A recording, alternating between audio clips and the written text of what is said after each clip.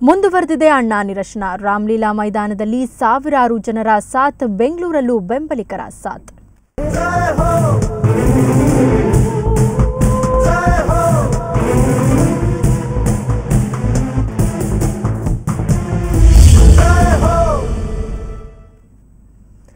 ಲೋಕಪಾಲ ಮಸೂದೆ ವಿಚಾರಕ್ಕೆ ಸಂಬಂಧಪಟ್ಟಂತೆ ಕೇಂದ್ರ ಹೊಸದೊಂದು ವರಸೆ ತೆಗೆದಿದೆ. ಸೆಪ್ಟೆಂಬರ್ 4ರಂದು ಸ್ಥಾಯಿ ಸಮಿತಿ ಸಭೆ ನಡೆಸಲು ಮುಂದಾಗಿದೆ. ಸಭೆ ನಡೆಸಿ ಲೋಕಪಾಲ್ ಮಸೂದೆ ಬಗ್ಗೆ ಅಭಿಪ್ರಾಯ ಸಂಗ್ರಹಿಸಲಿದೆ. ಅಣ್ಣಾ ತಂಡದಿಂದಲೂ ಅಭಿಪ್ರಾಯ ಸಲಹೆಯನ್ನ ಕೇಳಿದೆ. ಜೊತೆಗೆ ಜನರು, ಸಂಘ ಸಂಸ್ಥೆಗಳಿಂದಲೂ ಅಭಿಪ್ರಾಯ ಕೇಳಲಿದೆ. ಮಸೂದೆ ಮಂಡನೆಗೆ ಅಣ್ಣಾ 3 ವಾರಗಳ ಡೆಡ್ಲೈನ್ ನೀಡಿರೋ ಬೆನ್ನಲ್ಲೇ ಕೇಂದ್ರ ಸರ್ಕಾರ ಅಭಿಪ್ರಾಯ ಸಂಗ್ರಹಿಸ್ತೀವಿ, ಅದಕ್ಕಾಗಿ ಸೆಪ್ಟೆಂಬರ್ 4ರಂದು ಸಭೆ ನಡೆಸ್ತೀವಿ ಅಂತಿರೋದು ವಿಳಂಬ ತಂತ್ರನ ಅನ್ನೋ ಅನುಮಾನ ಹುಟ್ಟಿಸಿದೆ.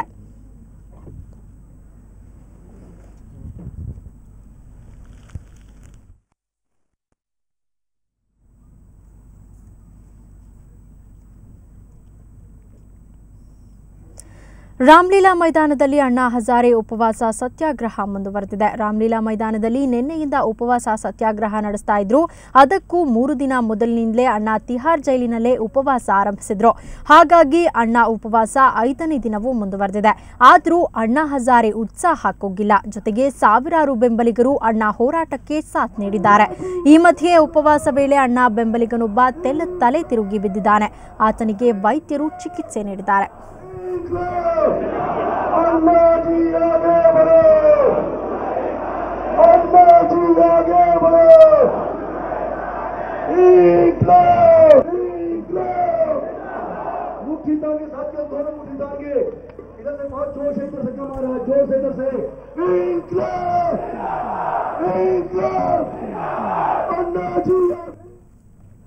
ಈ ಬಗ್ಗೆ ಮತ್ತಷ್ಟು ಮಾಹಿತಿಯನ್ನು ಪಡೆಯೋಣ. ನಮ್ಮ ಪ್ರತಿನಿಧಿ ಪ್ರಶಾಂತ್ ಈಗ ನಮ್ಮ ಜೊತೆ ದೂರವಾಣಿ ಸಂಪರ್ಕದಲ್ಲಿದ್ದಾರೆ. ಪ್ರಶಾಂತ್, ಇವತ್ತಿಗೆ ಅಣ್ಣಾ ಹಜಾರೆ ಅವರು ಉಪವಾಸ ಆರಂಭಿಸಿ 5 ದಿನಗಳು ಕಳೆದಿವೆ.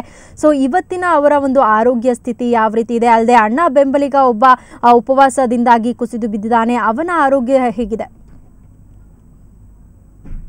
ಒಟ್ಟಾರೆ ಈ ಒಂದು ರಾಮಲೀಲಾ ಮೈದಾನದಲ್ಲಿ ಏನು ಉಪವಾಸ ಸತ್ಯಾಗ್ರಹ ನಡೀತಾ ಇದೆ, ಅಣ್ಣಾ ಬೆಂಬಲಿಗನೊಬ್ಬ ಅನ್ಕಾನ್ಶಿಯಸ್ ಆಗಿದ್ದ. ಹೀಗಾಗಿ ಆತನನ್ನ ತಕ್ಷಣಕ್ಕೆ ಆಸ್ಪತ್ರೆಗೆ ಸೇರಿಸಲಾಗಿದೆ. ಇನ್ನೂ ಕೆಲ ಜನರಿಗೂ ಕೂಡ ಒಂದು ವೀಕ್ನೆಸ್ ಕಾಡ್ತಾ ಇರೋದ್ರಿಂದ ವೈದ್ಯರು ಕೂಡ ಅವರನ್ನ ತಪಾಸಣೆಗೊಳಪಡಿಸ್ತಾ ಇದ್ದಾರೆ.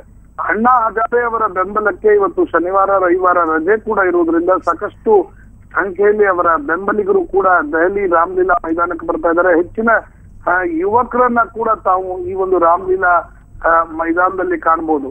ಅಣ್ಣಾ ಹಜಾರೆ ಮತ್ತು ಅರವಿಂದ್ ಕೇಜ್ರಿವಾಲ್ ಇವತ್ತಿಗೂ ಕೂಡ ಸ್ಪಷ್ಟಪಡಿಸಿದ್ದಾರೆ, ಲೋಕಪಾಲ್ ಮಸೂದೆಯನ್ನ ನೀವು ಸಂಸತ್ತಿಗೆ ತನ್ನಿ ಮತ್ತು ಸಂಸದರನ್ನ ಒತ್ತಾಯಿಸಿ ಅಂತಕ್ಕಂಥದ್ದು. ಸಂಸದರು ಒಂದು ವೇಳೆ ಈ ಒಂದು ಲೋಕಪಾಲ್ ಮಸೂದೆಗೆ ಬೆಂಬಲವನ್ನ ಕೊಡದೇ ಇದ್ರೆ ಅವರು ರಾಜೀನಾಮೆ ನೀಡಲಿ ಅಂತಕ್ಕಂಥದ್ದು ಅರವಿಂದ್ ಕೇಜ್ರಿವಾಲ್ ಹೇಳಿರ್ತಕ್ಕಂಥ ಮಾತು.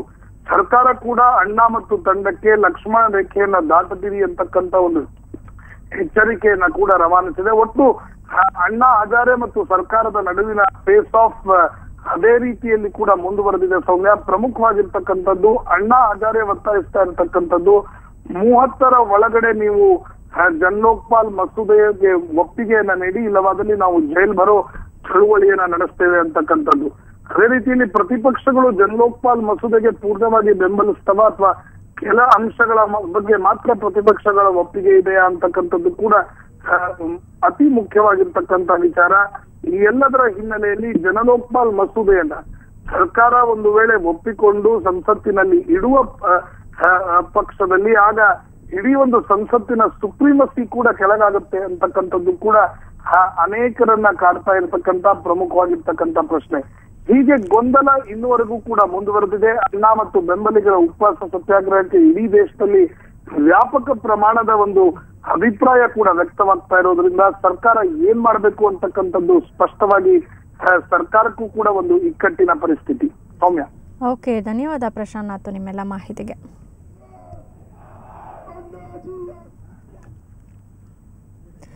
ಅಣ್ಣಾ ಹಜಾರೆ ಬೆಂಬಲಿಸಿ ಇಂಡಿಯಾ ಅಗೇನ್ಸ್ಟ್ ಕರಪ್ಷನ್ ನಡೆಸ್ತಾ ಇರೋ ಹೋರಾಟ 5ನೇ ದಿನವೂ ಮುಂದುವರೆದಿದೆ.